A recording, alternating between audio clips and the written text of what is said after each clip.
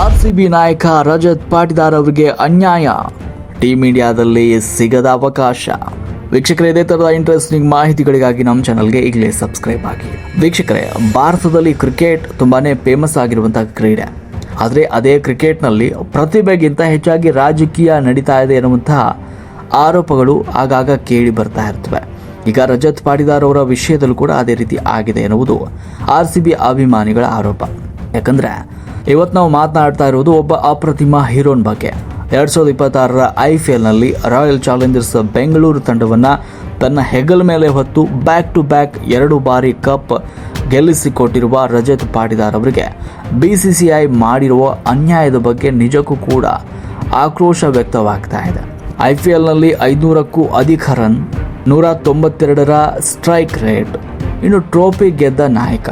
ಇಷ್ಟೆಲ್ಲ ಸಾಧನೆ ಮಾಡಿದ ಮೇಲೂ ಐರ್ಲೆಂಡ್ ಹಾಗೂ ಇಂಗ್ಲೆಂಡ್ ಪ್ರವಾಸದ ಟೀಮ್ ಇಂಡಿಯಾದಲ್ಲಿ ರಜತ್ ಪಾಟಿದಾರ್ ಅವರ ಹೆಸರೇ ಇಲ್ಲ.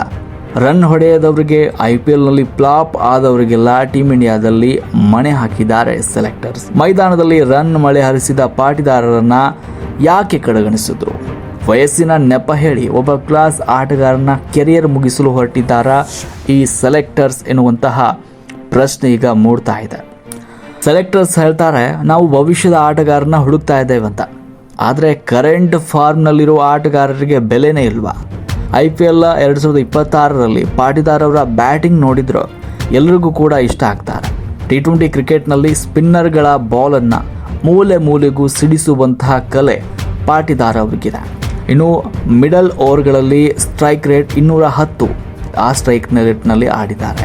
ಇನ್ನು ಕ್ವಾಲಿಫೈಯರ್ ಮೊದಲ ಪಂದ್ಯದಲ್ಲಿ ಇಡೀ ತಂಡ ಒತ್ತಡದಲ್ಲಿದ್ದಾಗ ಕೇವಲ 33 ಎಸೆತಗಳಲ್ಲಿ 93 ರನ್ಗಳನ್ನು ಬಾರಿಸಿ ತಂಡಕ್ಕೆ ಗೆಲುವನ್ನು ತಂದುಕೊಟ್ಟಿದ್ದಾರೆ. ಇಷ್ಟೆಲ್ಲ ಸಾಧನೆ ಮಾಡಿದ್ರು ಟೀಮ್ ಇಂಡಿಯಾದಲ್ಲಿ ಯಾಕೆ ಇವರು ಸೆಲೆಕ್ಟ್ ಆಗಲಿಲ್ಲ? ಇನ್ನು ಸೀಸನ್ನಲ್ಲಿ ಬರೋಬ್ಬರಿ 42 ಸಿಕ್ಸರ್ಗಳನ್ನು ಹೊಡೆದ ಆಟಗಾರ. ಇವರು ಫಾರ್ಮ್ನಲ್ಲಿ ಇಲ್ಲ ಅಂತ ಯಾರ ಕೈಯಿಂದಲೂ ಹೇಳೋಕೆ ಸಾಧ್ಯನೇ ಇಲ್ಲ. IPL ಇತಿಹಾಸದಲ್ಲಿ ಅತಿ ವೇಗವಾಗಿ 100 ಸಿಕ್ಸರ್ ಬಾರಿಸಿದಂಥ ಭಾರತೀಯ ಬ್ಯಾಟ್ಸ್ಮನ್ ಕೂಡ ಇವರು. ಇಂತಹ ಫಾರ್ಮ್ನಲ್ಲಿರುವ ಆಟಗಾರನನ್ನು ಟೀಮ್ ಇಂಡಿಯಾದಿಂದ ಹೊರಗಿಡೋದಕ್ಕೆ ಕಾರಣ ಆದರೂ ಏನು? ಇನ್ನು ಸೆಲೆಕ್ಟರ್ಸ್ ನೀಡಿರುವ ಒಂದು ಎಕ್ಸ್ಕ್ಯೂಸ್ ಏನಂದರೆ, ಪಾಟಿದಾರ್ ಅವರಿಗೆ 33 ವರ್ಷ ಆಗಿದೆ ಅಂತ. ನಾವು 2028ರ ಒಲಿಂಪಿಕ್ಸ್ ಮೇಲೆ ಕಣ್ಣಿಟ್ಟಿದ್ದೇವೆ ಅನ್ನೋದು ಸೆಲೆಕ್ಟರ್ಸ್ನ ವಾದವಾಗಿದೆ. ಹಾಗಾದರೆ ಇದೇ ಟೀಮ್ ಇಂಡಿಯಾಗೆ ಸೂರ್ಯಕುಮಾರ್ ಯಾದವ್ ಅವರು ಪಾದಾರ್ಪಣೆ ಮಾಡಿದಾಗ ಅವರ ವಯಸ್ಸು ಎಷ್ಟಿತ್ತು? 31 ವರ್ಷ. ಆದರೆ ಈಗ ಅವರು T20 ಅತ್ಯುತ್ತಮ ಬ್ಯಾಟ್ಸ್ಮನ್ ಆಗಿದ್ದಾರಲ್ವಾ? ಕ್ರಿಕೆಟ್ ಮ್ಯಾಚ್ ಗೆಲ್ಲಿಸಿಕೊಡಲು ಬೇಕಾಗಿರುವುದು ಫಿಟ್ನೆಸ್ ಅಥವಾ ರನ್ಗಳೇ ಹೊರತು ಆಧಾರ್ ಕಾರ್ಡ್ನಲ್ಲಿರುವ ವಯಸ್ಸಲ್ಲ. ಪಾಟಿದಾರ್ ಅವರು ಪ್ರಸ್ತುತ ಭಾರತದ ಅತ್ಯಂತ ಫಿಟ್ ಆಟಗಾರರಲ್ಲಿ ಒಬ್ಬರಾಗಿದ್ದಾರೆ. 33 ವರ್ಷದ ಆಟಗಾರ IPL ಅಂತಹ ಕಠಿಣ ಟೂರ್ನಿಯಲ್ಲಿ ಬ್ಯಾಕ್ ಟು ಬ್ಯಾಕ್ ಪಂದ್ಯಗಳನ್ನಾಡಿ ಮುನ್ನಡೆಸಿ ಕಪ್ಪನ್ನು ಗೆಲ್ಲಿಸಿಕೊಡಲು ಸಾಧ್ಯವಿದೆ ಅನ್ನೋದಾದರೆ ಅವರಿಂದ ಭಾರತ ತಂಡಕ್ಕೆ ಇನ್ನೂ 3-4 ವರ್ಷಗಳ ಕಾಲ ಸೇವೆ ಸಲ್ಲಿಸಲು ಕೂಡ ಸಾಧ್ಯವಿದೆ. ಹಾಗಿದ್ರೂ ವಯಸ್ಸಿನ ನೆಪ ಹೇಳಿ ಟೀಮ್ ಇಂಡಿಯಾದಿಂದ ಕೈ ಬಿಟ್ಟಿರೋದು ಕೇವಲ ಒಂದು ರಾಜಕೀಯ ಅಷ್ಟೇ ಅಂತ ಮೇಲ್ನೋಟಕ್ಕೆ ಕಂಡು ಬರ್ತಾ ಇದೆ. ಇನ್ನು ನಾಯಕತ್ವದ ವಿಷಯಕ್ಕೆ ಬರೋಣ. IPL ಇತಿಹಾಸದಲ್ಲಿ ಸತತ 2 ಬಾರಿ ಟ್ರೋಫಿ ಗೆದ್ದ ನಾಯಕರು ಯಾರು ಗೊತ್ತಾ? MS ಧೋನಿ ಹಾಗೂ ರೋಹಿತ್ ಶರ್ಮಾ ಅವರು.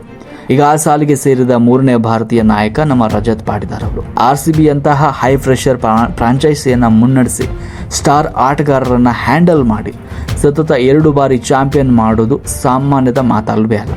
ಯಾವ ಆಟಗಾರನಿಗೆ ಇಂತಹ ಅದ್ಭುತ ಲೀಡರ್ಶಿಪ್ ಕ್ವಾಲಿಟಿ ಇರುತ್ತೋ, ತಂಡವನ್ನು ಕಷ್ಟದ ಕಾಲದಲ್ಲಿ ಗೆಲ್ಲಿಸುವ ಜಾಣ್ಮೆ ಇರುತ್ತೋ, ಅಂತಹ ಆಟಗಾರರನ್ನು ಭಾರತ ತಂಡ ಗೌರವಿಸಬೇಕಿತ್ತು. ಹಿಂದೂಸ್ತಾನ್ ಟೈಮ್ಸ್ ವರದಿಯ ಪ್ರಕಾರ IPL 2026ರ ಮೋಸ್ಟ್ ಇಂಪ್ಯಾಕ್ಟ್ಫುಲ್ ಪ್ಲೇಯರ್ ಲಿಸ್ಟ್ನಲ್ಲಿ ಪಾಟಿದಾರ್ ಅವರು ಅಗ್ರಸ್ಥಾನದಲ್ಲಿದ್ದಾರೆ. ಆದರೆ ಸೆಲೆಕ್ಟರ್ಸ್ ಈ ಎಲ್ಲ ಸಾಧನೆಗಳಿಗೂ ಕಣ್ಣು ಮುಚ್ಚಿ ಕುಳಿತಿದ್ದಾರೆ.